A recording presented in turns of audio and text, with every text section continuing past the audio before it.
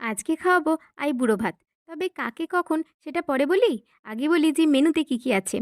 ভাত, বাসন্তী পোলাও, গোল গোল করে আলু ভাজা, পটল ভাজা, বেগুন ভাজা, শীতের সব সবজি দিয়ে নবরত্ন, ফোড়ন দিয়ে মুগ ডাল, কাতলা মাছের কালিয়া, চিকেন কষা উইথ চিকেন লেগ পিস, আমসত্ত্ব খেজুর দিয়ে চাটনি, স্যালাডে আছে শসা, গাজর, টমেটো, পেঁয়াজ, আর শেষ পাতে মিষ্টি আর পায়েস।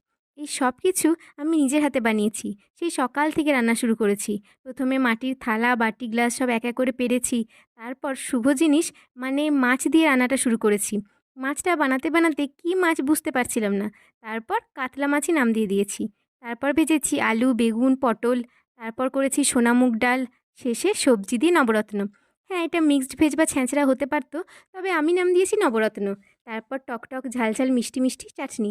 আর সবশেষে শীতকালের স্পেশাল নলেন গুড়ের পায়েস আর রসগোল্লা। দেখো তো আমার বানানো এই আইবুড়ো ভাতের থালিটা কেমন